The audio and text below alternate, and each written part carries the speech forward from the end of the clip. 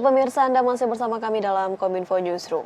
Pemirsa, Kementerian Kominfo terus mengadakan berbagai pelatihan guna memenuhi kebutuhan talenta digital di tanah air.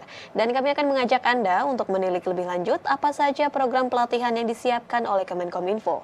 Bersama rekan kami Mona Azarenisak bersama Kepala Badan Litbang SDM Kemenkominfo Republik Indonesia.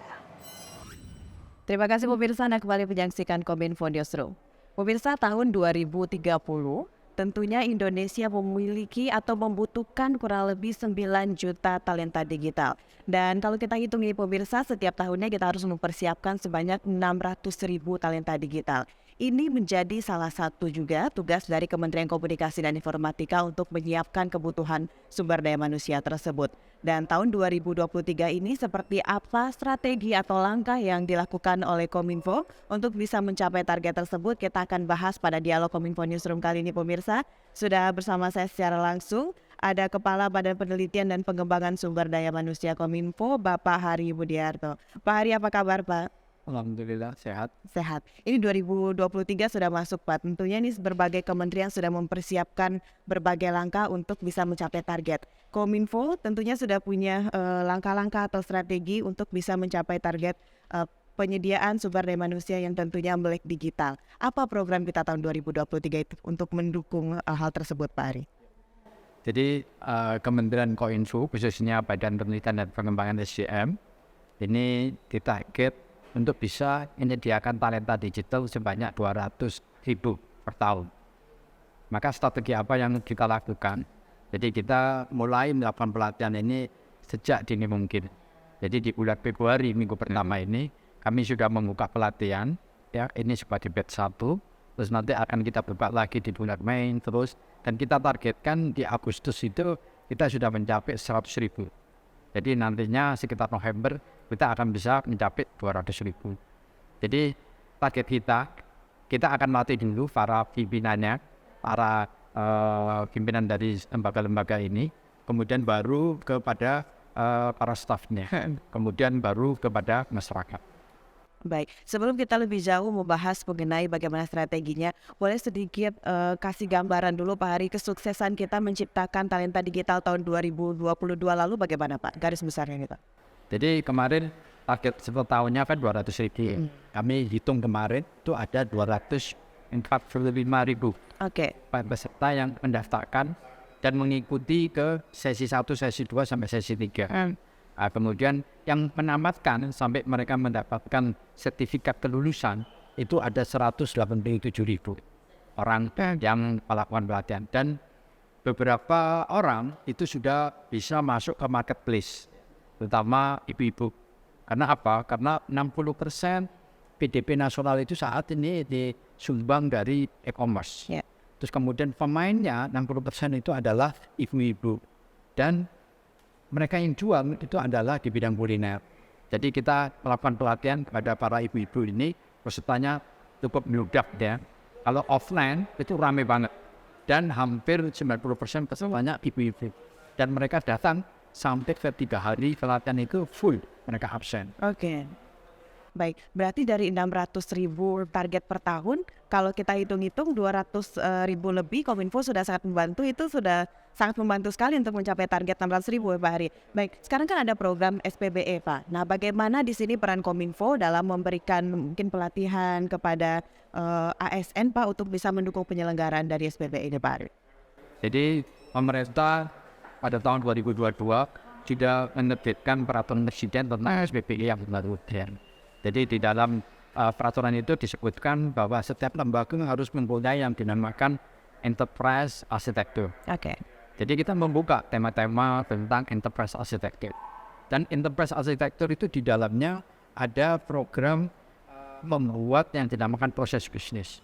Jadi proses bisnis dari semua lembaga itu harus jelas dulu, baru bisa dibuat aplikasinya, baru bisa dibuat analisis datanya, termasuk security-nya.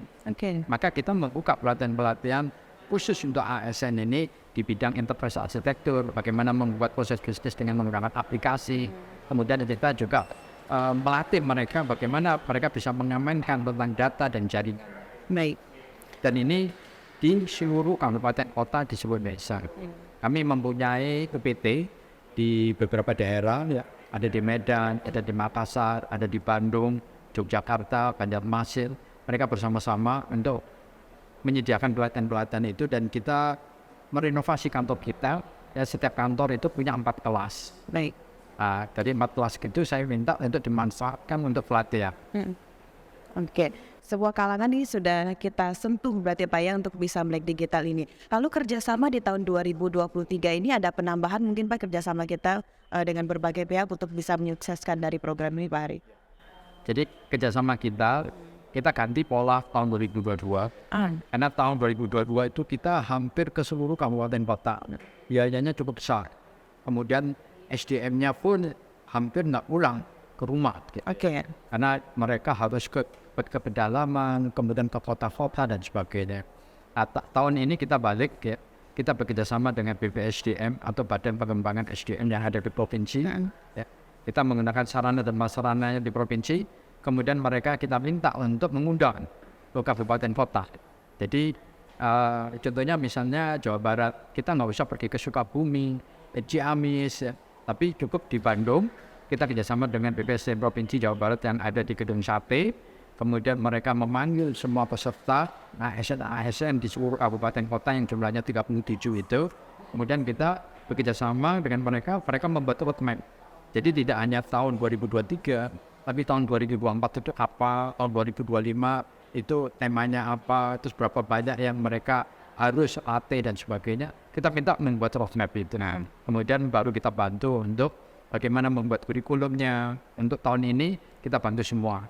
Nanti tahun kedua sudah kita kurangi 50%. Dan dia nanti bisa mandiri untuk melakukan pelatihan-pelatihan digital.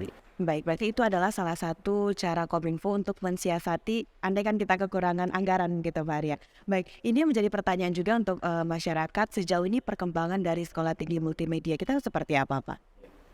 Jadi Sekolah Tinggi Multimedia yang ada di Jogja ini prodi-prodi yang existing ini adalah prodi-prodi di bidang penjara. Ada sekitar 4 prodi di bidang penjara, kemudian ada 2 prodi ini bidang animasi sama teknologi game. Jadi mereka punya 6 prodi ini. Nah, ini mau kita kembangkan untuk prodi-prodi yang basisnya ke IT. Misalnya contohnya ke infrastruktur digital. Jadi mereka harus menghasilkan orang-orang yang jago di bidang cyber security, orang yang bisa mengelola cloud, orang-orang yang bisa mengelola data center dan sebagainya. Dan ini belum dibuat di STMM. Maka untuk tahun depan kita akan ganti nama STMM itu menjadi Politeknik Digital Nasional. Kemudian kita buka prodi, tidak hanya prodi S1, tetapi ada prodi S2. Jadi kita buka S2 untuk kepemimpinan digital. Baik, selanjutnya Pak, ini kalau kita lihat setelah dicabutnya kebijakan PPKM, tentunya berbagai kegiatan tatap muka sudah mulai banyak dilakukan oleh berbagai instansi. Untuk DTS Pak Hari, bagaimana dengan program tatap muka nanti Pak? Seperti apa itu rencana yang akan kita lakukan? Ya. Jadi ini tidak hanya pelatihan ya, tapi juga pendidikan yang tadi STMM. Ya. Walaupun kita sudah offline, tapi budaya online itu masih kita terapkan. Jadi contohnya ini di SMM. Jadi saya juga ngajar di sana. Maka saya nggak bisa harus datang ke Jogja. Maka saya ngajar dari Jakarta. Saya gunakan online. Kemudian 1 bulan sekali saya ke sana untuk melakukan diskusi. Jadi modelnya hybrid dan saya sudah siapkan learning management system. Jadi semua konten-kontennya saya upload. Mereka tinggal mengakses, mendownload. Kemudian mereka bisa bertanya di situ.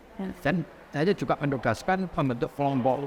Jadi saya kasih buku pada bab 1, saya bagi ke kelompok 1, kemudian mereka diskusi dan mereka presentasi secara online. Nah, DTS juga sama.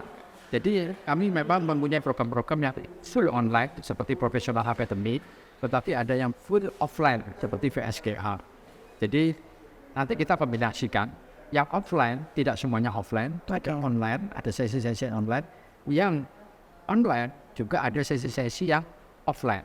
Jadi semua pelatihan itu kita lakukan secara hybrid. Cuma komposisinya yang tadinya online full, ada versi offline-nya. Mungkin 1 hari atau 2 hari. Ada yang offline full, ada sesi untuk mereka melihat LMS sama Zoom. Baik, tentunya kita harapkan dengan semua yang sudah Bapak sampaikan tadi langkah yang telah dilakukan Kominfo kerjasama dan juga berbagai inovasi ini bisa mencukupi target yang dimiliki yang harus dimiliki oleh Indonesia mengenai talenta digital. Terima kasih Pak Haris sudah berdialog bersama Kominfo Newsroom. Kita akan tunggu lagi informasi terbaru mengenai pengembangan talenta digital. Baik pemirsa, itulah dialog kita pada Kominfo Newsroom kali ini. Jangan kemana-mana, setelah jeda pariwara kami akan kembali dengan berbagai informasi lainnya.